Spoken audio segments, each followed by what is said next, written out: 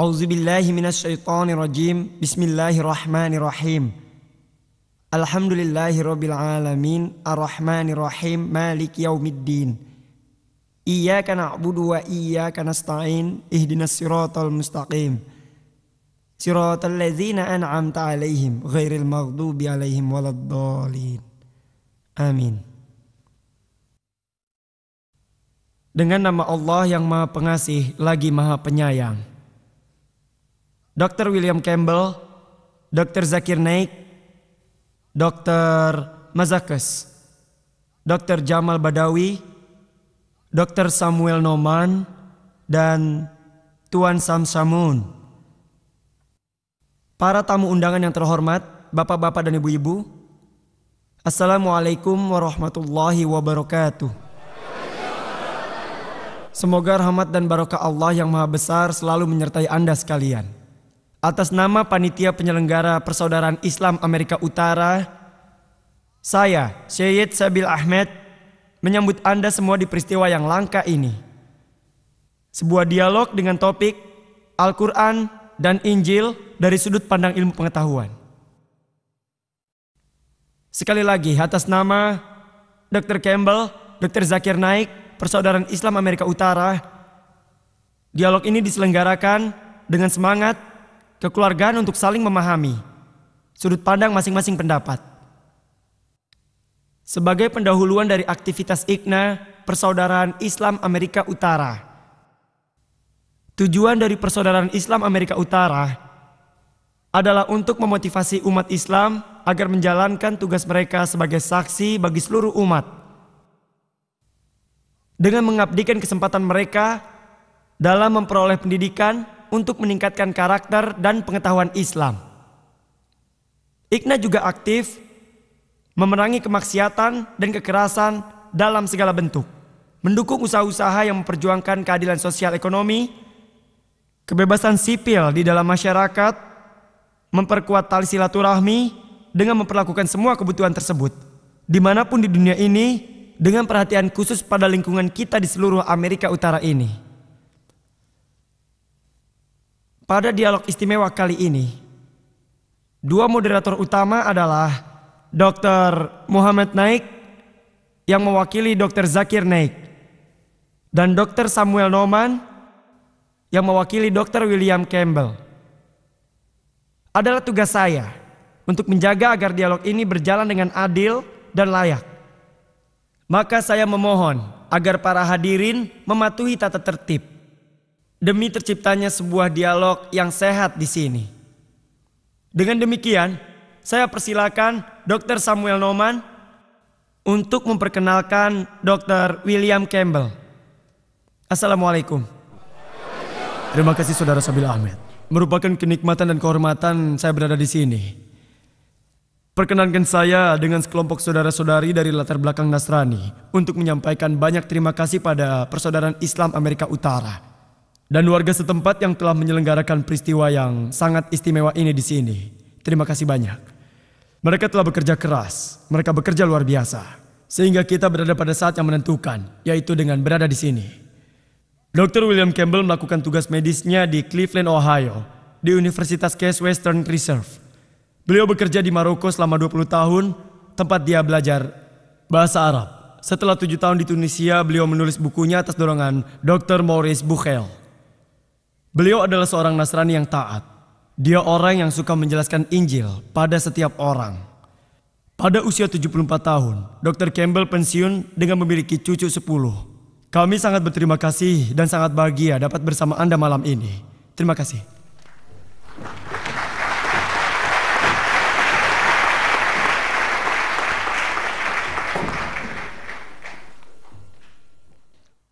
Atas nama Yayasan Penelitian Islam,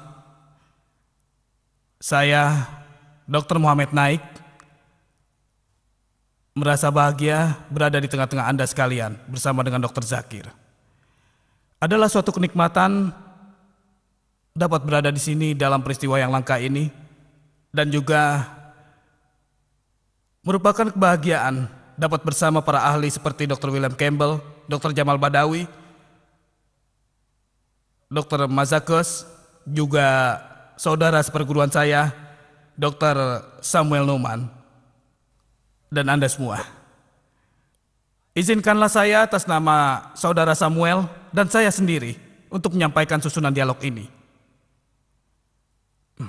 Susunan yang telah disepakati dan diputuskan secara adil oleh kedua pembicara kita. Pertama-tama Dr. William Campbell akan berbicara selama 55 menit dengan topik Al-Quran dan Injil dari sudut pandang ilmu pengetahuan. Dan kemudian Dr. Zakir Naik akan menyampaikan presentasinya selama 55 menit dengan topik yang sama. Berikutnya akan dilanjutkan dengan sesi tanggapan, yaitu Dr. Campbell akan merespon materi yang disampaikan Dr. Zakir selama 25 menit. Lalu diikuti dengan Dr. Zakir yang juga akan memberi tanggapan atas materi yang disampaikan oleh Dr. Campbell selama 25 menit. Lalu yang terakhir, kita akan membuka sesi tanya jawab yang dipilih yang hadir dalam auditorium kita ini. Lalu setelah sesi pertanyaan, secara langsung kami akan memberi kesempatan kepada para penanya melalui kartu yang akan disediakan oleh para sukarelawan di tiap-tiap gang. Semuanya akan dipilih secara acak oleh para koordinator dan juga penasehat untuk masing-masing pembicara. Bapak-bapak, ibu-ibu sekalian, inilah pembicara kita yang pertama, Dr. William Campbell.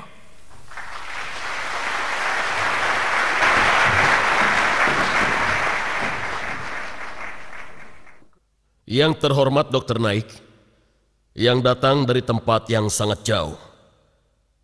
Yang terhormat Sabil Ahmed dan Muhammad Naik, dan panitia yang terhormat. Dengan menyebut dialog ini sebagai dialog terdahsyat adalah terlalu berlebihan, namun sangatlah menarik. Dan yang terhormat para peserta sekalian, malam ini kita akan berbicara tentang firman-firman Injil dan firman-firman Al-Quran. Para ahli linguistik modern mengatakan kata phrase atau kalimat merupakan maksud dari pembicara dan apa yang didengar oleh seseorang atau sekelompok orang, dan pada kasus Al-Quran adalah apa yang dimaksud Muhammad dan juga mereka-mereka yang mendengarkannya. Untuk memeriksa hal ini, kami memiliki konteks dari semua penggunaan dalam Injil atau Al-Quran. Sebagai tambahan, ada juga puisi-puisi dan surat-surat pada abad itu. Untuk Injil pada abad pertama Masehi dan untuk Al-Quran pada abad pertama Hijriah. Jika kita akan mengikuti kebenaran, kita tidak akan mengarang sesuatu yang baru. Jika kita secara serius mencari kebenaran, tidak ada kebohongan yang diperbolehkan. Ini adalah sebuah contoh dari apa yang saya katakan. Mari kita lihat slide-nya.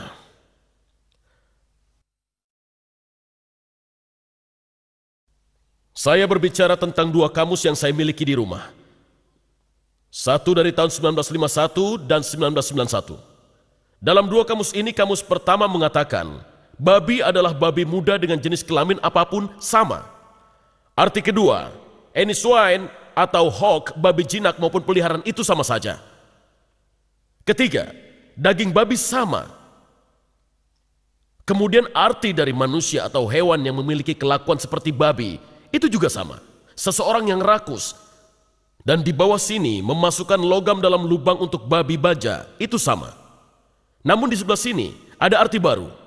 Seorang ofisir polisi, kita menyebut seorang ofisir polisi dengan babi. Baiklah, pertanyaannya adalah, dalam Taurat dikatakan bahwa kamu tidak boleh makan babi.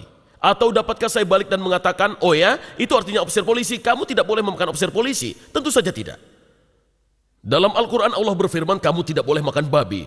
Bolehkah saya artikan tidak boleh makan ofisir polisi? Tentu saja tidak. Itu salah, bodoh sekali, itu bohong sekali. Muhammad tidak bermaksud ofisir polisi, Musa tidak bermaksud ofisir polisi. Kita tidak boleh membuat arti baru. Kita harus menggunakan arti yang dikenal pada masa abad pertama Masehi untuk Injil dan juga abad pertama Hijriah untuk Al-Quran. Sekarang, mari kita lihat atas apa yang dikatakan Al-Quran tentang embriologi. Oh maaf, salah ambil.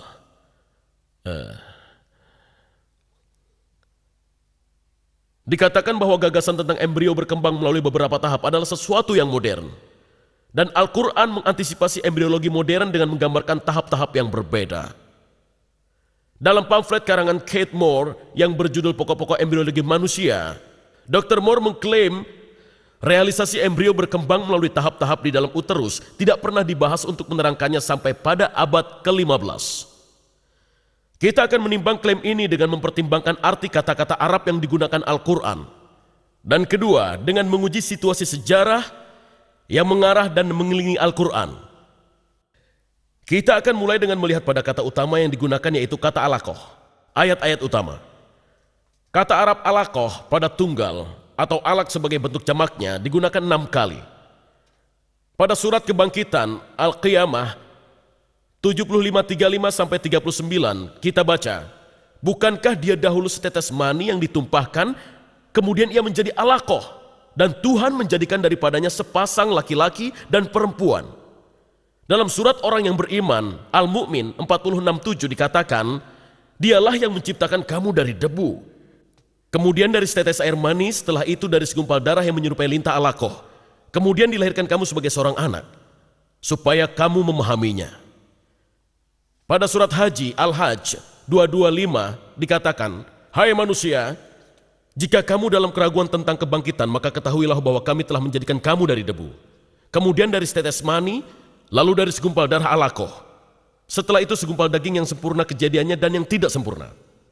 Akhirnya pernyataan berikutnya adalah pada surat orang-orang yang beriman Al-Mu'minun 23:12-14 yang dibaca, dan sesungguhnya kami telah menciptakan manusia dari suatu saripati tanah, kemudian kami jadikan saripati itu air mani yang disimpan dalam tempat yang kokoh atau rahim. Kemudian air mani itu kami jadikan segumpal darah, lalu segumpal darah itu kami jadikan segumpal daging, dan segumpal daging kami jadikan tulang belulang. Lalu tulang belulang itu kami bungkus dengan daging. Dan di sini Anda telah melihat tahap-tahap menurut Al-Quran. Nutfah atau air mani, alaqah segumpal darah, mudghah segumpal daging, azam tulang belulang, dan tahap kelima membungkus daging dengan otot-otot. Selama ratusan tahun, kata alaqah ini diterjemahkan sebagai berikut. Ada 10 terjemahan di sini, saya tidak akan membacakan semuanya. 3 dalam bahasa Prancis atau segumpal darah, 3 versi, 5 dalam bahasa Inggris, baik itu segumpal darah maupun segumpal darah yang menyerupai lintah. 1 versi dalam bahasa Indonesia, di bawah sana segumpal darah kaku atau segumpal darah, dan yang terakhir dalam bahasa Persia, khun basfa, segumpal darah. Setiap pembaca yang mempelajari reproduksi manusia akan menyadari bahwa tidak ada tahap-tahapan seperti pada segumpal darah selama pembentukan janin. Jadi ini adalah sebuah masalah ilmiah yang sangat besar. Pada kamus, ia adalah sebuah kata dari arti alaqah. Pada kata tunggal feminin ini adalah segumpal darah dan lintah. Dan di Afrika Utara kedua arti ini masih digunakan. Beberapa pasien mendatangi saya untuk meminta agar saya memindahkan segumpal darah yang ada pada tenggorokan mereka. Dan beberapa wanita datang pada saya dan mengatakan bahwa mereka tidak kunjung datang bulan. Ketika saya jawab maaf, saya tidak dapat memberi Anda obat untuk menyebabkan datang bulan karena saya yakin Anda mengandung. Mereka akan mengatakan, mazal tem, masih berupa darah. Jadi mereka memahami gagasan Al-Quran ini. Terakhir, kita harus mempertimbangkan ayat-ayat pertama yang sampai pada Muhammad di Mekah. Hal ini ditemukan pada surat ke-96 yang disebut alaqah, segumpal darah, dari kata yang sedang kita pelajari ini. Pada 96:12 kita baca, bacalah dengan menyebut nama Tuhanmu yang menciptakan manusia dari alaq. Di sini kata tersebut dalam bentuk kolektif. Bentuk kata tersebut dapat memiliki arti lain karena alaq juga berasal dari kata benda verbal dari kata alaqah. Kata benda verbal biasanya sesuai dengan degerant dalam bahasa Inggris seperti pada sense atau rasa. Maka dari itu kita dapat menganggapnya berarti menggantung atau berpegang teguh atau menganut. Namun 10 penerjemah yang terdaftar di atas juga menggunakan segumpal darah atau darah beku pada ayat ini. Di samping jumlah dan kualifikasi para penerjemah yang menggunakan kata segumpal darah, seorang dokter asal Prancis yaitu Maurice Bucaille, mempunyai kata yang tajam untuk mereka. Dia menulis, hal apakah yang sering menyesatkan pembaca yang ingin tahu, lagi-lagi masalah kosakata? Mayoritas terjemahan menggambarkan contohnya pembentukan manusia dari segumpal darah. Sebuah pernyataan semacam ini sangat tidak diterima oleh para ilmuwan yang ahli pada bidang ini. Hal ini menunjukkan betapa pentingnya sebuah hubungan antara linguistik dan pengetahuan ketika ia datang untuk menangkap arti dari pernyataan-pernyataan Al-Quran dalam hal reproduksi. Dengan kata lain, Bucaille mengatakan, tidak seorang pun menerjemahkan Al-Quran secara benar sampai saya, Dr. Bucaille, datang. Menurut Dr. Bucaille, bagaimana kata itu harus diterjemahkan? Dia berpendapat bukannya segumpal darah, kata alaqah seharusnya diterjemahkan, sesuatu yang lengket, yang mengacu pada janin yang melekat pada uterus melalui plasenta. Namun seperti semua ibu-ibu yang sekarang sedang mengandung, sesuatu yang lengket tidak akan berhenti kelengketannya untuk menjadi segumpal daging. Ia terus menjadi sesuatu yang lengket yang melekat pada plasenta selama 8,5 bulan. Ketiga ayat ini berbunyi, segumpal daging itu menjadi tulang belulang dan kemudian tulang belulang itu kami balut dengan otot-otot. Mereka memberi kesan bahwa pertama-tama kerangka tubuh terbentuk dan kemudian dibungkus dengan daging, dan Dr. Bucaille tahu benar bahwa hal itu sama sekali salah. Otot-otot dan tulang rawan mengeras menjadi tulang belulang yang mulai terbentuk dari soulmate pada saat yang sama. Di akhir minggu ke-8 hanya ada beberapa pusat yang mulai mengeras, namun sang janin sudah bisa melakukan pergerakan otot tersebut. Dalam sebuah surat pribadi dari Dr. T.W. Sadler yang merupakan profesor sejawat pada anatomi embrio dan pengarang dari embriologi medis Langman, Dr. Sadler mengatakan bahwa pada 8 minggu pasca peroxation, tulang iga masih berupa tulang rawan, bukan tulang keras, dan otot-otot akan terbentuk. Pada saat ini juga mulai terjadi pengerasan, otot-otot akan bisa mulai melakukan pergerakan pada usia 8 minggu. Adalah lebih baik jika kita memiliki 2 saksi, jadi mari kita lihat apa yang dikatakan Dr. Kate Moore tentang perkembangan tulang dan otot dalam bukunya Perkembangan Manusia. Kita akan menemukan informasi sebagai berikut yang disarikan dari bab 15 dan 17. Sistem rangka tubuh berkembang melalui mesoderm. Otot-otot lemas berkembang di pucuk lemas yang berasal dari mesoderm somatik ini. Kita lihat slide ini, mungkin sulit, tapi ini adalah pucuk lemas. Dan kemudian ini adalah sedikit tulang rawan dengan dikelilingi oleh otot. Ini juga tulang rawan, dan ini adalah pucuk lemas secara keseluruhan. Tulang terbentuk dan dalam bentuk tulang belulang, tapi ini adalah tulang rawan, belum menjadi tulang keras. Slide kedua menunjukkan bagaimana ia terbentuk. Ini adalah tulang rawan. Meskipun ia sebuah tulang namun terlihat seperti tulang rawan. Kemudian mulai mempunyai simpanan kalsium dan mulai mengeras dan akhirnya tulang keras terbentuk.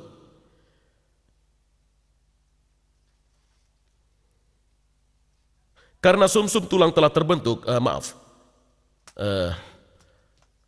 saya ingin kembali ke sini lagi karena sumsum tulang sudah terbentuk, ledakan lembut berkembang menjadi sekumpulan besar otot di tiap pucuk lemas yang berpisah menjadi otot-otot refleksif yang sangat luas. Dengan kata lain, otot lemas berkembang secara serentak berkat mesenzaim yang mengelilingi tulang yang sedang berkembang. Jadi ini adalah tulang rawan dan ini adalah otot-otot yang berkembang di sekeliling tulang rawan. Ketika saya bercakap-cakap secara pribadi dengan Dr. Moore, saya menunjukkan pernyataan Dr. Sadler kepadanya dan ia setuju bahwa pernyataan itu benar. Kesimpulannya, Dr. Shelder dan Dr. Moore berpendapat, ketika tulang rawan terbentuk tidak membutuhkan waktu, kemudian otot-otot diletakkan di sekelilingnya. Otot-otot sudah ada di sana beberapa minggu sebelum tulang mengeras, bukannya ditambahkan sekeliling tulang yang sebelumnya telah terbentuk seperti yang dikatakan Al-Quran. Di sini Al-Quran salah besar. Masalahnya jauh dari solusi. Mari kita kembali ke alaqah. Dr. Moore punya saran, dia mengatakan, ayat lainnya dalam Al-Quran berarti penampilannya menyerupai lintah dan tahap seperti segumpal daging dari perkembangan manusia. Dari definisi ini Dr. Moore mengusulkan ada 23-30 hari embrio yang berusia 23 hari, panjangnya 3 mm atau 8 dalam satuan inci. Saya tidak dapat melepaskan jari saya darinya tanpa menyentuhnya terlebih dahulu. Ini adalah tahap 10, terlihat di sampul dalam buku Moore. Ini awalnya, lihatlah, ini adalah sperma yang memasuki telur. Jadi ini adalah tahap 1. Menuju ke bawah ini ke tahap 6 pada minggu kedua. Dan ini adalah minggu ketiga. Dan ini adalah tahap 10 yang pertama, dan ini hari ke-23. Dan ini adalah apa yang ingin dikatakan oleh Dr. Moore, seperti lintah. Jika kita bisa melihat lebih jauh dan melihat pada sinar X, ini adalah hari ke-22 dan tulang belakang masih terbuka. Dan ketika kita melihat pada hari ke-23, tulang belakang terbuka di sana dan terbuka di sana, dan kepalanya terbuka lebar, tidak terlihat seperti lintah. Dan jika Anda terus mengikuti, ini adalah diagram untuk itu. Kepalanya terbuka, nostril, neuroper, dan akhirnya diagram ini menunjukkan ini adalah embrio yang berusia 20 hari. Ia memiliki sebuah kantung kuning telur, dan ia memiliki tali pusar sama sekali tidak terlihat seperti lintah. Masalahnya, masalah besar dengan dua definisi dari kata alaqah ini adalah tidak tersedianya contoh tegas dari penggunaan bahasa Arab itu sendiri. Berabad-abad sekitar Hijriyah, satu-satunya cara untuk membuktikan arti tersebut adalah dengan penggunaannya. Satu-satunya cara untuk membuktikan apakah bentuk tunggal alaqah dapat berarti embrio yang berukuran 3 mm atau sesuatu yang lengket adalah dengan mengadakan pencacahan, menunjukkan penggunaan kata ini dalam surat di seluruh Mekah dan Madinah, utamanya dari bahasa kaum Quraisy. Hal ini bukanlah tugas yang mudah, karena banyak usaha yang telah dilakukan untuk menjelaskan bahasa Arabnya orang Quraisy. Orang Muslim zaman dahulu memahami secara batiniah kebutuhan untuk mengetahui arti kata-kata Al-Quran secara pasti. Dan dengan alasan ini mereka mengadakan kajian secara menyeluruh tentang puisi dan bahasa mereka. Maka Abu Bakar, mantan rektor topeng utama pada para pasangan, membawa topik ini dalam sebuah konferensi di bawah Satu Tuhan di Munkalia 1985. Ia melontarkan pertanyaan ini kepada hadirin. Apakah teks keseluruhan dari Al-Quran yang diketahui pada masa Muhammad itu tetap sama? Dan jawabannya adalah puisi kuno menunjukkan ya. Kita hanya bisa menyimpulkan jika ayat-ayat yang membawa kenyamanan dan harapan bagi umat muslim selalu tetap, maka pernyataan ilmiah yang terkandung dalam ayat-ayat itu juga harus diterima sebagai tetap, kecuali bukti baru yang ditampilkan. Hal ini sangatlah penting karena beberapa ayat mengatakan bahwa informasi ini adalah sebuah tanda. Surat orang-orang yang beriman yang kita lihat di atas mengatakan dia adalah yang menciptakan kamu dari debu, kemudian dari setetes air mani, kemudian dari segumpal darah alaqah yang mungkin dapat Anda pahami. Dan dalam surat Haji dia mengatakan, hai manusia, jika kamu memiliki keraguan tentang adanya hari kebangkitan, maka ketahuilah. Maka dari itu pernyataan itu harus ditanyakan. Jika itu adalah tanda yang jelas bagi pria dan wanita Mekah dan Madinah, apa yang mereka ketahui tentang alaqah yang menuntun mereka pada iman di hari kebangkitan? Jawabannya, kita akan menguji situasi sejarah yang mengantarkan pada masa Muhammad untuk melihat apa yang Muhammad dan pengikutnya percaya tentang embriologi. Kita akan mulai dengan Apokritis. Berdasarkan bukti yang terbaik, dia dilahirkan di Kepulauan Kus Yunani pada abad 460 sebelum Masehi. Dan dia melalui tahap-tahapnya sebagai berikut.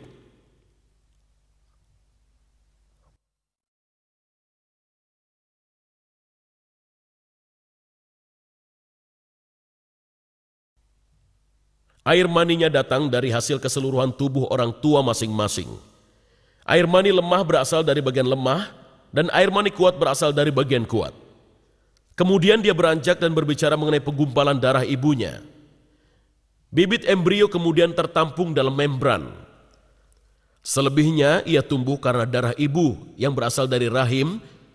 Seorang wanita langsung menyadari ia berhenti menstruasi. Kemudian, tentang daging, dia mengatakan pada tahap ini dengan penurunan penggumpalan darah ibu, daging terbentuk dengan umbilicus. Dan terakhir, tentang tulang belulang, dia mengatakan selama daging tumbuh, ia terbentuk dalam anggota yang berbeda dengan nafas. Tulang menjadi keras dan menumbuhkan cabang seperti pohon.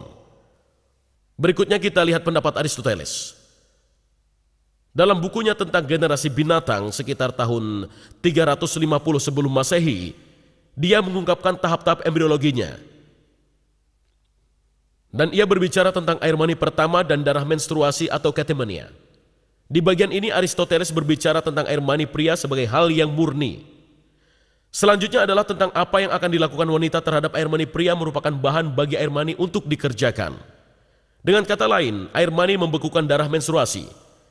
Kemudian ia beranjak ke daging, dia mengatakan alam membentuknya dari bahan yang murni yaitu daging. Dan dari sisa-sisanya membentuk tulang. Dan terakhir sekitar daging, sekitar tulang dan menempel padanya oleh kumpulan serat tipis, tumbuh bagian yang berdaging. Jelas-jelas Al-Quran telah menirunya. Air mani membeku dalam darah menstruasi yang membentuk daging, dan kemudian di dalam tulangnya tersebut tumbuh bagian berdaging. Berikutnya kita pikirkan obat-obatan India.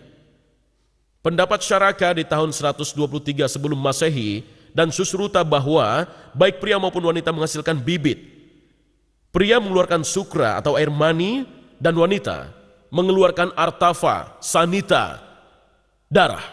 Dan hal-hal itu berasal dari darah, lewat makanan, lewat darah.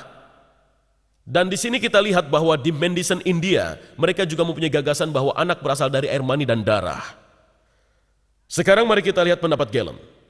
Galen lahir pada tahun 131 sebelum Masehi di Bergamum. Bergamum sekarang ada di wilayah Turki. Galen mengatakan, air mani bahan penyebab terbentuknya janin bukanlah semata-mata darah menstruasi seperti yang dianggap Aristoteles, melainkan darah menstruasi ditambah 2 tetes air mani.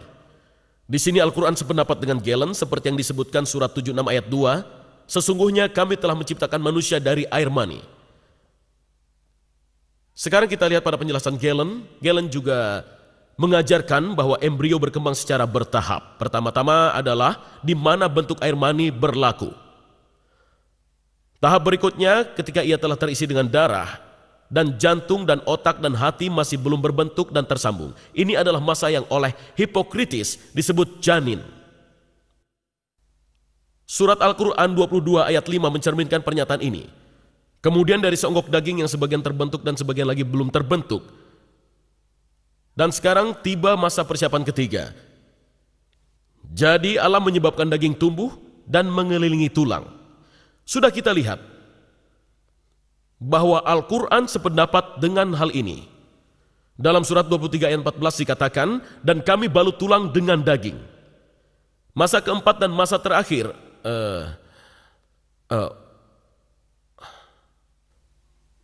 masa keempat dan masa terakhir adalah tahap ketika semua bagian tubuh mulai berubah.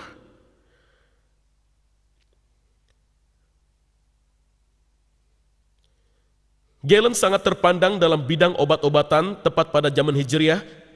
4 tokoh kedokteran di Alexandria, Mesir memutuskan untuk mendirikan sebuah sekolah kedokteran dengan menggunakan 16 buku Galen sebagai dasar pembelajarannya. Hal ini berlangsung sampai dan selama abad ke-13. Sekarang mari kita lihat.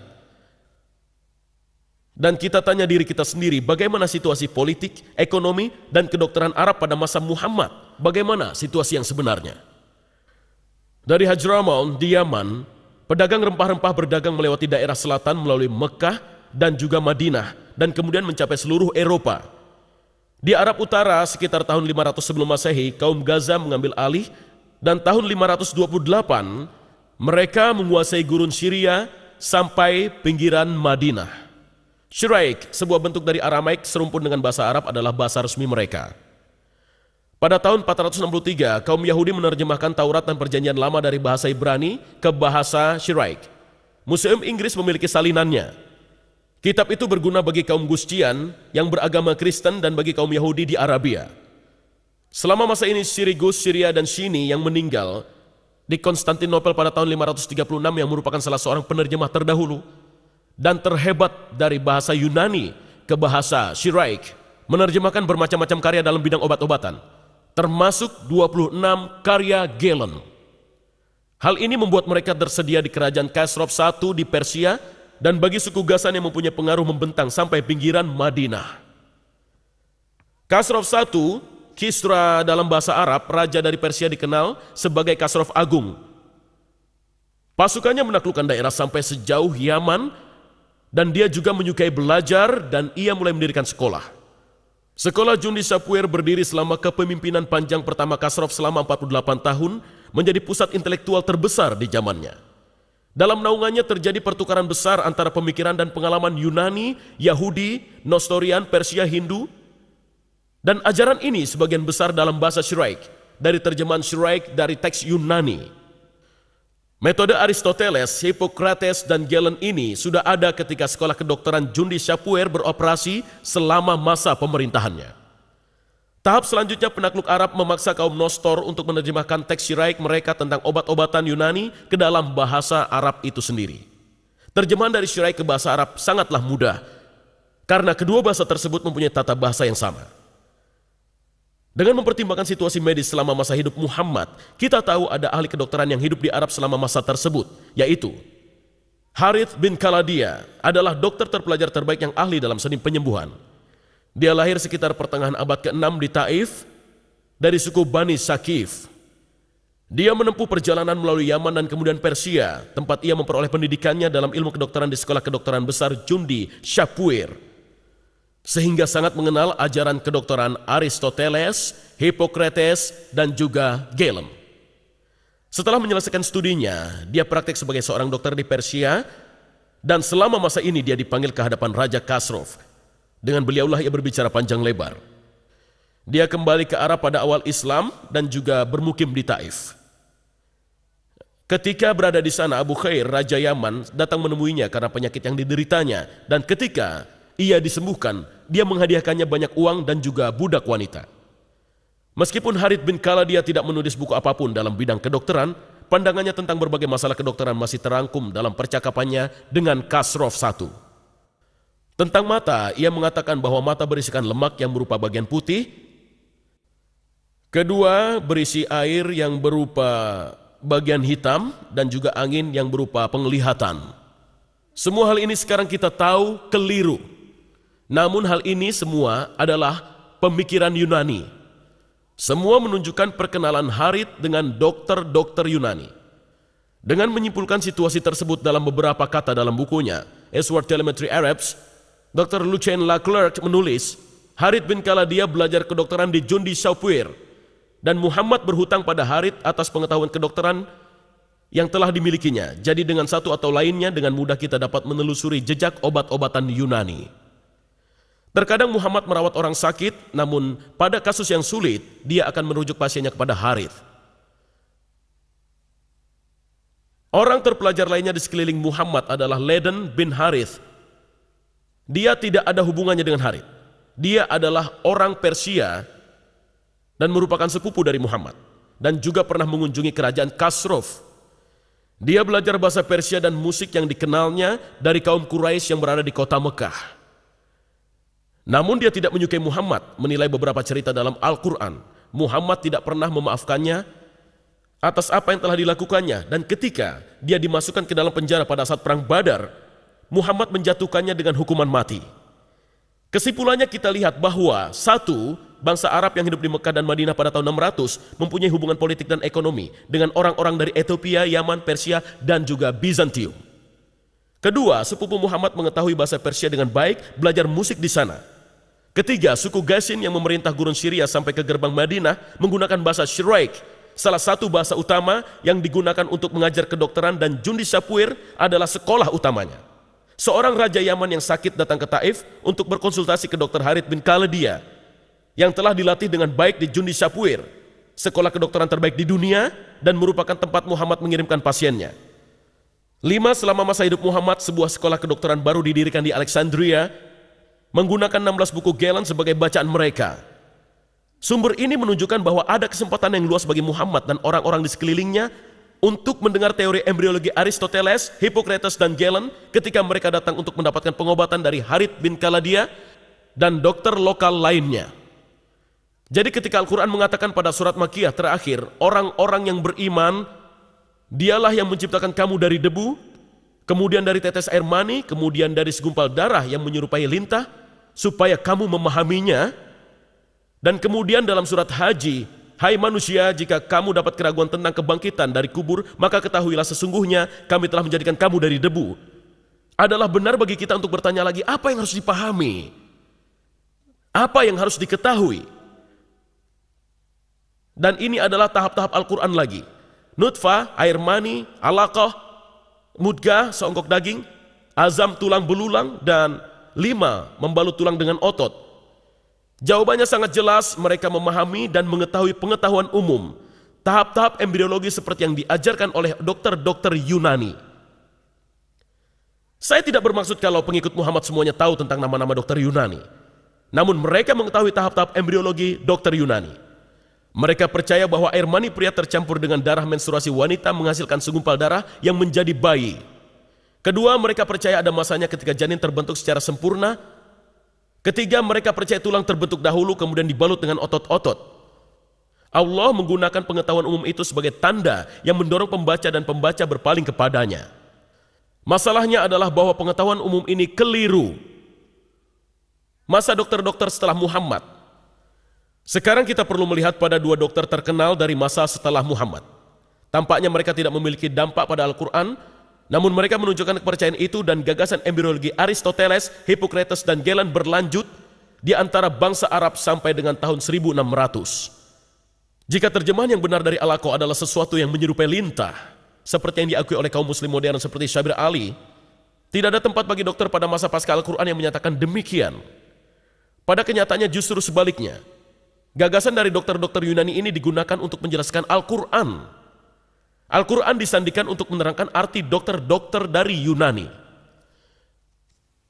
Manusia memperoleh asalnya dari 2, ini berbicara Avicenna atau Avicenna. Makhluk hidup berasal dari 2 benda, air mani pria yang memainkan bagian dari faktor dan juga air mani wanita. Bagian pertama dari darah menstruasi yang menyebabkan masalah ini. Jadi kita lihat bahwa Ibnu Sina memberi air mani wanita peran yang sama seperti yang dikemukakan Aristoteles tentang darah menstruasi. Sangatlah susah untuk menekankan pentingnya Ibnu Sina sebagai seorang ilmuwan dan juga filsuf pada Eropa pra-modern. Kemudian kita akan lihat pada Ibnu Qayyim Az-Zawjiyah. Ibnu Qayyim mengambil keuntungan dari kesepakatan Al-Quran dan kedokteran, mungkin tidak begitu jelas, namun Hippocrates dalam ungu dan Al-Quran dalam hijau tua dan Al-Hadis dalam ungu dan komentar dalam warna merah dan pernyataan dia sendiri berwarna semacam biru muda. Dia mengatakan apa yang dikatakan Hippocrates pada bab ketiga kitab Al-Ajinah. Air mani terdiri atas sebuah membran dan ia tumbuh berkat darah ibunya yang disalurkan lewat rahim. Beberapa membran terbentuk di awal, lainnya setelah bulan kedua dan lainnya lagi pada bulan ketiga. Dan phrase ini tentang darah yang diturunkan ke rahim. Kita telah melihatnya ketika kita melihat slide Hippocrates. Itulah mengapa Tuhan berfirman, di sini di Al-Quran disebutkan, Dia menciptakan kamu dari dalam rahim ibunya, dari bentuk satu ke bentuk lain dalam 3 kegelapan. Itu adalah Al-Quran 39 ayat 6. Kemudian dia memberikan gagasannya sendiri, karena masing-masing dari membran ini mempunyai kegelapannya sendiri, ketika Tuhan menyebutkan tahap-tahap penciptaan dan pembentukan dari keadaan satu lainnya. Dia juga menyebutkan kegelapan dari membran-membran tersebut. Kebanyakan komentator menjelaskan, dan ini adalah komentar dari para komentator, adalah kegelapan pusat dan kegelapan rahim dan kegelapan plasenta. Pada contoh kedua, kita baca, Hippocrates mengatakan, mulut terbuka secara spontan dan hidung dan telinga terbentuk dari daging. Telinga terbuka dan mata terisi dengan cairan yang sangat jernih. Sang Nabi biasa mengatakan, aku menyembahnya yang menciptakan wajahku dan membentuknya, membuka pendengaranku dan penglihatanku, dan seterusnya. Di sini kita lihat Hippocrates lagi, dan ini adalah tahap kedua. Adalah sama dengan yang saya baca. Ibnu Qayyim mengutip Hippocrates dan berbicara tentang darah ibu yang turun di sekitar membran. Dia dapat melakukan hal ini seperti yang telah kita lihat karena orang-orang terpelajar di masa Muhammad akrab dengan obat-obatan Yunani. Namun yang terpenting untuk kita di sini sekarang adalah untuk menyadari bahwa tidak ada tempat di Al-Quran yang mengoreksi obat-obatan Yunani. Tidak ada tempat bagi Ibnu Qayyim berteriak, "Hei, kalian semua keliru. Arti sebenarnya alaqah adalah sesuatu yang lengket atau sesuatu yang menyerupai lintah." Sebaliknya, bahkan Kaimah menunjukkan kesepakatan antara Al-Quran dan obat-obatan Yunani. Kesepakatan mereka keliru. Saksi terakhir adalah komentar Badawi pada tahun 1200 Masehi. Ini adalah komentarnya. Kami memiliki Al-Quran di sini, kami memiliki komentarnya, dan ini adalah terjemahannya. Dan dia berkata, kemudian dari alaqah, segumpal darah beku dalam penjelasannya tentang alaqah. Alaqah digaris bawahi, berasal dari Al-Quran. Dan ini adalah penjelasannya, segumpal darah beku. Kemudian dia melanjutkan. Kemudian dari seonggok daging, dari Al-Quran. Seonggok daging yang asalnya sepanjang bisa dikunyah dan sebagainya.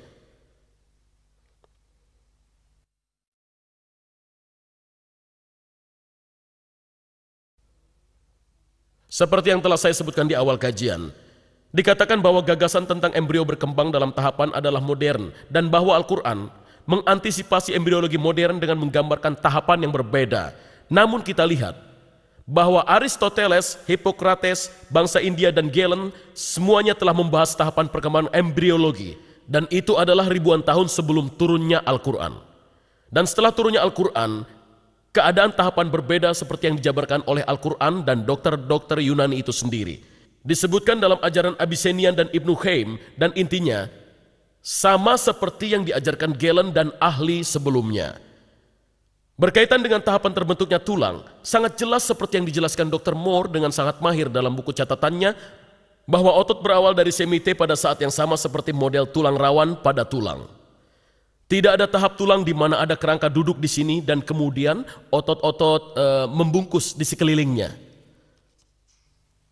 Hal itu sama jelasnya dengan bahwa alaqah dalam Al-Quran berarti segumpal darah, dan bahwa kaum Quraisy yang mendengar Muhammad bicara mengerti apa yang dimaksudkannya adalah darah menstruasi sebagai peran serta wanita dalam perkembangan bayi.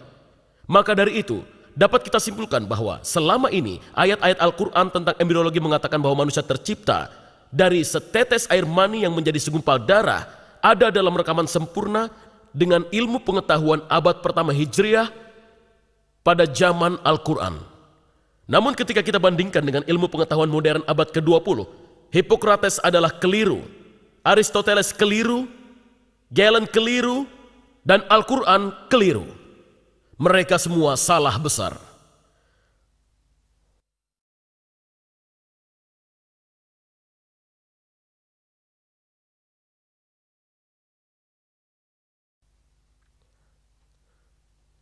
Sekarang mari kita lihat sekilas tentang sinar bulan. Apakah Al-Quran menyatakan bahwa bulan memantulkan sinar matahari sebelum ini menjadi pengetahuan umum? Dalam surat Nuh ayat 15-16 dikatakan, "Tidakkah kamu perhatikan bagaimana Allah menciptakan 7 langit bertingkat-tingkat dan menciptakan bulan sebagai cahaya atau nur di tengah-tengah dan membuat matahari sebagai pelita atau siraj?" Bulan disebut cahaya dalam bahasa Arab nur, dan matahari sebagai pelita siraj. Beberapa umat muslim mengaku bahwa karena Al-Quran menggunakan kata-kata yang berbeda berbicara tentang cahaya matahari dan cahaya bulan, terkuak bahwa matahari adalah sumber cahaya, sementara bulan hanya memantulkan cahaya.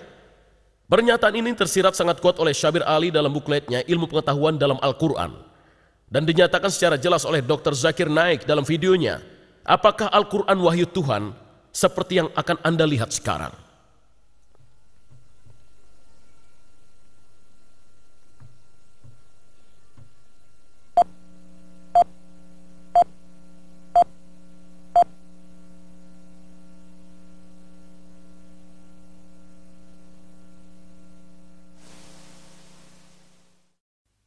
Cahaya yang kita dapat, cahaya yang kita peroleh dari bulan, dari mana datangnya? Jadi beliau akan katakan pada saya, kita menganggap bahwa cahaya bulan adalah cahayanya sendiri. Namun ilmu pengetahuan terkini telah mengalami kemajuan, bahwa cahaya bulan merupakan pantulan yang diakibatkan oleh sinar matahari. Saya tanyakan padanya, apakah hal itu disebutkan dalam Al-Quran? pada surat Al-Furqan nomor 25 ayat 61. Maha suci Allah yang menjadikan langit gugusan bintang-bintang, dan Dia menjadikan pula matahari dan bulan yang begitu bercahaya. Kata Arab untuk bulan adalah kamar, dan cahaya yang dijelaskan adalah munir, yang merupakan cahaya pinjaman, atau nur yang merupakan pantulan cahaya. Al-Quran menyebutkan bahwa cahaya bulan adalah pantulan cahaya. Anda katakan Anda temukan baru-baru ini. Bagaimana hal itu disebutkan di Al-Quran 1400 tahun yang lalu? Beliau akan berhenti sejenak. Beliau tidak akan langsung menjawab. Kemudian beliau berkata, mungkin ini suatu kebetulan. Demi Tuhan, saya tidak akan mendebatnya lagi. Pada bagian akhir video tersebut kita dengar Dr. Naik menjelaskan kata Arab untuk bulan adalah qamar. Dan cahaya yang dijelaskan di sana adalah munir, yang berarti cahaya pinjaman atau nur yang merupakan pantulan cahaya. Harap jangan lupa apa yang beliau katakan. Munir adalah cahaya pinjaman dan nur adalah pantulan cahaya. Pernyataan ini tidak hanya pernyataan sesuai dengan kebenaran ilmiah, namun juga diakui sebagai keajaiban ilmiah, karena hal ini dipandang baru saja diketahui oleh orang banyak yang ada di muka bumi ini. Adalah benar adanya bahwa bulan tidak memiliki cahayanya sendiri, namun hanya memantulkan sinar matahari. Namun hal ini sudah diketahui hampir 100 tahun sebelum Muhammad. Aristoteles sekitar abad 360 sebelum Masehi mengetahui bahwa bumi itu bulat dilihat dari bayangannya di bulan. Dia hanya bisa mengatakan bahwa bayangan bumi melewati bulan jika dia tahu bahwa cahaya bulan adalah pantulan cahaya. Jika Anda tetap memaksa bahwa ini adalah keajaiban pengetahuan ilmiah, maka mesti kita tanya pada diri sendiri, apakah kata-kata Al-Quran sendiri mendukung pernyataan ini? Siraj. Pertama mari kita lihat Siraj. Dalam surat Nur yang telah dibaca di atas, dalam surat Al-Furqan 25 ayat 61, itu semata-mata cahaya mengacu pada matahari. Dalam surat An-Naba 78 ayat 13, Siraj wahjan berarti kilauan cahaya, lagi-lagi menunjukkan matahari. Kata Nur dan Munir, kata Arab yang sama, kata dasar. Kata Munir digunakan 6 kali dalam Al-Quran. 4 kali dalam surat Al-Imran, surat 3 ayat 184, Al-Hajj 22 ayat 8, Luqman 31 ayat 20, dan Fatir 35 ayat 35. Adalah frasa Kitabul Munir yang diterjemahkan Yusuf Ali sebagai sebuah buku pencerahan, dan Pickthall menggunakan kitab yang memberi cahaya. Jelas-jelas ini menunjukkan sebuah buku yang memancarkan cahaya pengetahuan. Tidak ada lainnya kecuali pantulan, nur. Dikatakan dalam surat An-Nur 71 ayat 16 dan Yunus 10 ayat 5 bahwa Allah menciptakan cahaya bulan. Jadi kita temukan bahwa Al-Quran mengatakan bahwa bulan adalah cahaya, dan tidak pernah dikatakan bahwa bulan memantulkan cahaya. Terlebih lagi dalam ayat lainnya Al-Quran mengatakan bahwa Allah adalah sebuah nur, sebuah cahaya. Surat An-Nur 24 ayat 35, salah satunya kalimat terindah dalam Al-Quran berbunyi, Allah adalah cahaya, nur langit dan juga nur bumi. Makna dari cahayanya adalah seolah-olah ada sebuah ceruk di dalamnya, sebuah lampu. Lampu dalam kaca. Kacanya bagaikan sebuah bintang cemerlang dan sebagainya. Jadi kita lihat bahwa kata nur digunakan untuk keduanya, bulan dan Allah. Apakah kita akan mengatakan bahwa Allah memantulkan cahaya? Saya kira tidak. Namun jika Anda tetap memaksa bahwa nur digunakan untuk bulan, berarti pinjam atau pantulan cahaya. Dan kita lihat di atas bahwa Allah adalah cahaya, nur langit dan bumi. Apa sumber dari cahaya ini? Siraj, yang artinya Allah hanyalah pantulan cahaya. Coba pikir, jika Allah disebut nur atau pantulan cahaya, jadi Siraj itu apa atau siapa? Al-Quran mengatakan kepada kita siapa Siraj itu. Namun jawabannya akan mengagetkan Anda. Dalam surat Al-Ahzab 33 ayat 45-46 kita temukan, hai Nabi, sesungguhnya kami mengutusmu sebagai saksi dan pembawa kabar gembira dan pemberi peringatan dan sebagai cahaya yang menerangi. Di sini dikatakan bahwa Muhammad cahaya yang menerangi. Dalam bahasa Arab adalah sirajan munira. Secara kebahasaan dan keagamaan ini adalah akhir dari bahasan. Secara kebahasaan siraj dan kata sifat bulan di sini digunakan bersamaan dengan sesuatu yang bercahaya. Seorang Muhammad. Sangatlah jelas munir tidak berarti pantulan cahaya dalam ayat ini atau di ayat lainnya. Ia berarti bercahaya. Orang-orang pada masa Muhammad memahami bahwa bulan bercahaya dan mereka benar. Sama seperti pada masa Musa memahami bahwa matahari adalah cahaya terbesar dan bulan cahaya yang lebih redup, dan mereka benar. Namun jika Anda memaksa, kata Arab nur dan bulan di sini berarti pantulan cahaya. Kemudian berdasarkan penggunaan dari kata-kata ini dalam Al-Quran, Muhammad menyerupai matahari dan Allah menyerupai bulan. Apakah Dr. Naik benar-benar ingin mengatakan bahwa Muhammad adalah sumber cahaya dan Allah hanyalah pantulannya? Mengapa hal yang disebut pernyataan ilmiah ini yang tak seorang muslim pun akan dukung jika dia memberi kajian yang salah tentang Al-Qurannya sendiri? Dalam sebuah dialog seperti malam ini sangatlah membuat pembahasan yang jujur hampir tidak mungkin. Mari kita lanjutkan. Dan kita melihat pada perputaran air. Beberapa pengarang Islam menyatakan bahwa Al-Quran menunjukkan pengetahuan prailmiah tentang perputaran air. Apakah perputaran air itu? Dalam slide ini Anda akan melihat 4 langkah. Langkah pertama adalah penguapan. Air mengalir dari laut dan bumi. Langkah kedua, ia menjadi awan. Langkah ketiga, ia menurunkan hujan. Dan keempat, hujan ini menyebabkan tanaman tumbuh. Semuanya terlihat maju ke depan, dan setiap orang tahu 2, 3, dan 4. Bahkan jika mereka tinggal di kota, mereka tahu bahwa awan muncul dan datang hujan, dan bunga mereka tumbuh. Namun bagaimana dengan langkah pertama? Penguapan. Kita tidak dapat melihatnya, sangatlah sulit. Dan Al-Quran tidak mempunyai langkah pertama.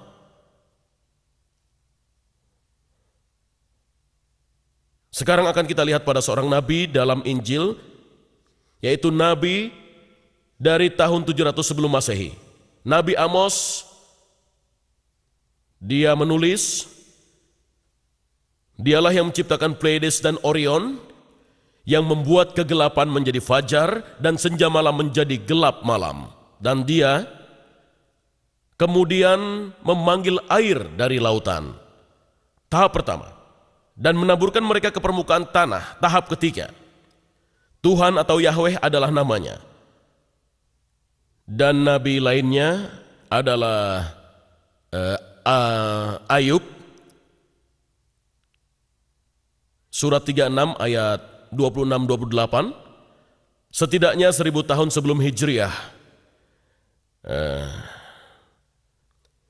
Dia mengatakan, sesungguhnya Allah itu besar, tidak tercapai oleh pengetahuan kita. Jumlah tahunnya tidak dapat diselidiki. Tahap pertama dia menarik ke atas titik-titik air dan memekatkan kabut menjadi hujan. Itu adalah tahap ketiga. Dan kemudian awan disebutkan tahap kedua yang dicurahkan oleh mendung dan disiramkan ke atas banyak manusia.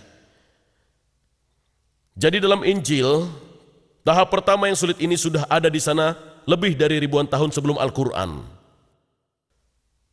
Sekarang mari kita teruskan dan lihat pada pegunungan. Al-Quran memiliki lebih dari selusin ayat yang menyebutkan bahwa Tuhan menempatkan pegunungan secara tetap dan tidak bergeser.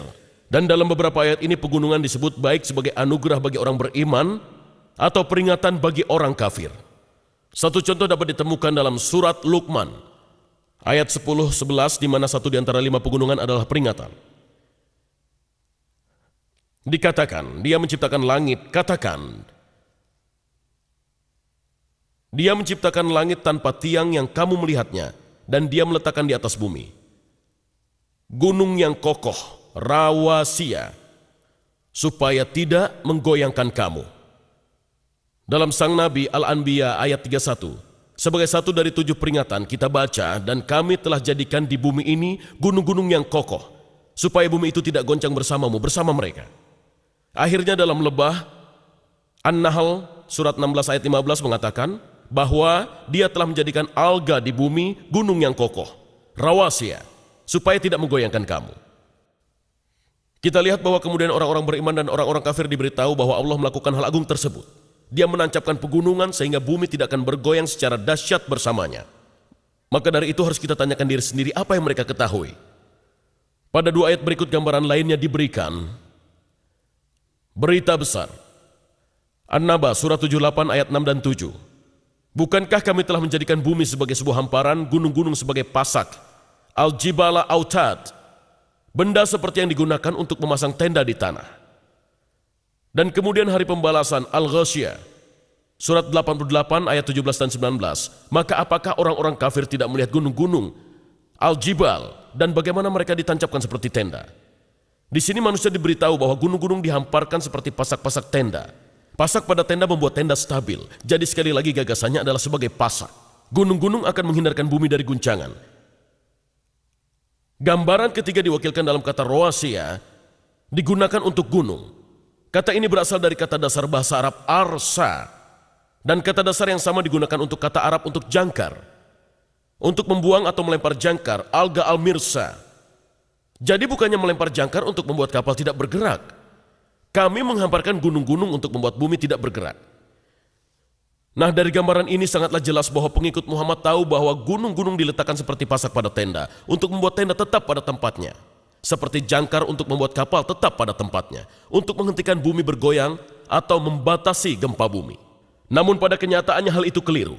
Pembentukan gunung-gunung menyebabkan gempa bumi. Maka ayat ini menampilkan masalah yang pasti. Dr. Maurice Bucaille menyadarinya dan membahasnya dalam bukunya Injil, Al-Quran, dan Ilmu Pengetahuan.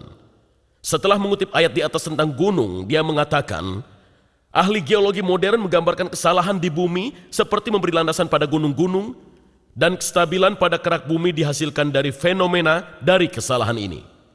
Ketika ditanya tentang hal ini, seorang profesor geologi Dr. David A. Young mengatakan, adalah benar bahwa beberapa pegunungan dibentuk dari lipatan bebatuan dan lipatannya ada yang berukuran besar.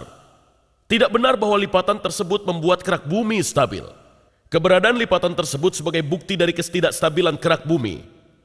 Dengan kata lain, pegunungan tidak menghindarkan bumi dari goncangan. Pembentukan mereka justru menyebabkan permukaan bumi menjadi bergoyang. Teori geologi masa kini menyebutkan bahwa pengerasan kerak bumi terjadi karena belahan atau lempengan yang secara perlahan bergerak dengan berhubungan satu sama lainnya. Terkadang lempengannya berpisah, seperti Amerika Utara dan Selatan berpisah dari Eropa dan Afrika Selatan.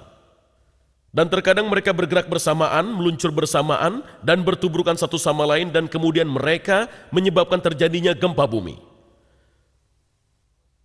Sebuah contoh dari jenis pembentukan gunung ini ditemukan di Timur Tengah, tempat terjadinya migrasi bangsa Arab menuju Iran, yang menyebabkan jajaran Zigros di Iran. Pada beberapa tempat di dunia, seperti pada sebuah perjalanan sepanjang jalan, seseorang melihat sisi lembah lapisan badai pasir yang tadinya horizontal ketika mengendap, sekarang menonjol membentuk sebuah sudut. Sehingga sekarang dapat Anda lihat, lapisan badai pasir ini yang pada mulanya berbentuk horizontal, sekarang membentuk sudut 75 derajat. Mereka tertekan di sana oleh gempa bumi karena terbentuknya gunung-gunung. Terkadang lempengannya bertabrakan satu sama lain. Dan juga mulai meluncur. Selama masa ini, kekuatan besar terbentuk. Ketika kekuatan pergeserannya diatasi, bagian dari lempengannya yang menempel condong ke depan, menyebabkan sebuah gelombang kejut dari gempa tikaman, dan kemudian secara tiba-tiba ia menjadi dum seperti ini. Pada sebuah gempa bumi akhir-akhir ini, dihitung bahwa di Cocos Plate, Meksiko, tiba-tiba melompat ke depan sejauh 3 meter. Ya, jika kuda Anda tiba-tiba melompat sejauh 3 meter akan menjadi suatu bencana. Jenis lain dari gunung adalah yang terbentuk dari gunung berapi. Lava dan abu dari dalam bumi tersembur keluar dan membuat gundukan sampai sebuah gunung tinggi terbentuk, bahkan dari dasar laut. Dan kita dapat lihat jenis peristiwa ini dari gambar ini. Saya harap Anda dapat melihatnya. Tidak jelas ya?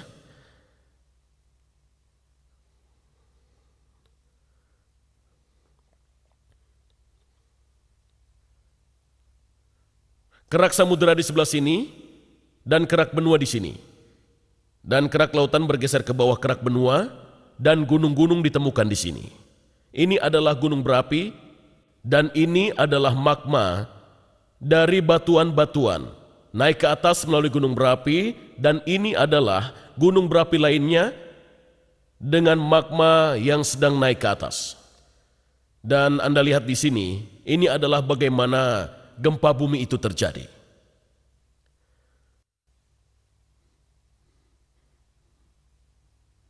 Pada kasus beberapa gunung Merapi, batuan menyusup ke dalam lubang pembukaan gunung Merapi dan mendingin untuk membentuk penyusupan yang cukup padat dengan memperlebar bagian bawah permukaan bumi. Jadi jika ia menempel dan tertutup, maka ia akan menyerupai sebuah sumbatan. Namun itu bukanlah seperti akar, ia tidak menahan beban gunungnya. Itu seperti tersumbat. Maka pada suatu saat tekanan terbentuk pada sumbatan dan gunung berapinya meletus seperti yang terjadi pada Gunung Krakatau di Pasifik Selatan tahun 1883 ketika seluruh pulau meletus. Hal itu juga terjadi pada Gunung Saint Helena di Ardes ketika sebuah gunung meletus. Dapat kita simpulkan bahwa pegunungan yang pada mulanya terbentuk oleh pergerakan dan pergeseran dan yang kita ketahui sekarang, gempa bumi terjadi karena formasi lanjutannya. Ketika lempeng saling menumbuk, terjadilah gempa bumi. Namun sangat jelas bahwa pengikut Muhammad memahami ayat-ayat ini yang menyatakan Allah menancapkan pegunungan seperti sebuah pasak atau jangkar untuk menghindari bumi bergoyang. Menancapkan pegunungan di bumi mungkinlah sebuah puisi. Namun untuk mengatakan bahwa pegunungan menjaga bumi dari goyangan adalah kesulitan yang parah yang sangat tidak sejalan dengan ilmu pengetahuan modern. Sekarang kita hendak melihat sekilas tentang apa yang dikatakan matahari tentang apa yang dikatakan Al-Quran tentang matahari.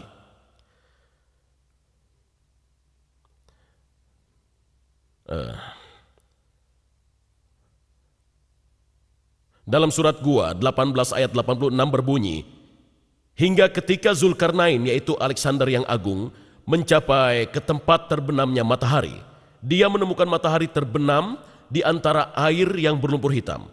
Dan kemudian dalam pembeda, Al-Furqan 25 ayat 45-46 berbunyi, apakah kamu tidak memperhatikan penciptaan Tuhanmu, bagaimana dia memanjangkan dan memendekkan bayang-bayang, dan kalau dia menghendaki, niscaya dia menjadikan tetap bayang-bayang itu. Kemudian kami, Tuhan, jadikan matahari sebagai petunjuk atas bayang-bayang itu. Bagaimana dengan ini? Apakah matahari, jika kita pikir matahari berada di atas kepala, Anda tidak mempunyai bayang-bayang bahkan sekecil apapun? Dan kemudian setelah matahari terbenam, bayangan Anda terlihat memanjang di sisi lain.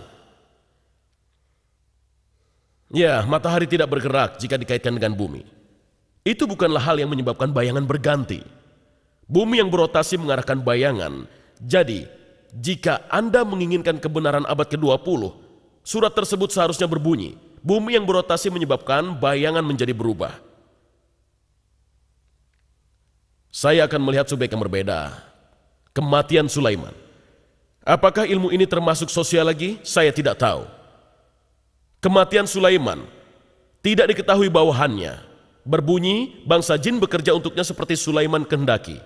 Kemudian ketika kami mencabut nyawanya, tidak seorang pun mengetahuinya, kecuali seekor makhluk yang merangkak di atas tanah yang memberitahu bawahannya. Dan ketika dia jatuh, para jin melihat dengan jelas. Jika saja mereka melihat yang tak terlihat, mereka akan melanjutkan bekerja. Jadi ini adalah Sulaiman. Dia meninggal dan tidak diketahui oleh bawahannya, seperti seorang pejalan kaki dari Maroko yang hanya melihat jalanan yang indah dan tidak seorang koki pun datang untuk bertanya padanya. Dia ingin makan malam dengan apa? Dan tidak seorang jenderal pun yang datang untuk menunggu perintahnya. Dan tidak seorang bangsawan pun yang datang mengajaknya berburu. Tidak seorang pun tahu.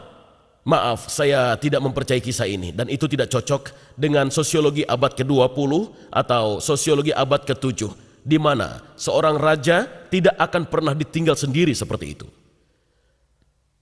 Sekarang mari kita lihat pada susu.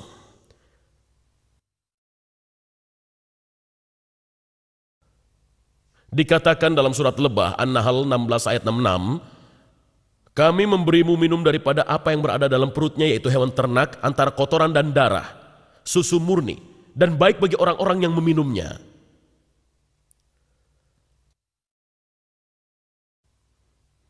Perut adalah tempat usus berada. Pada ilmu kedokteran abad ke-20, perut tempat usus berada adalah tempat usus berada. Kelenjar susu ada di bawah kulit.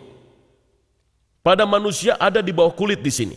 Pada hewan ternak ada di antara kaki. Tidak ada hubungannya.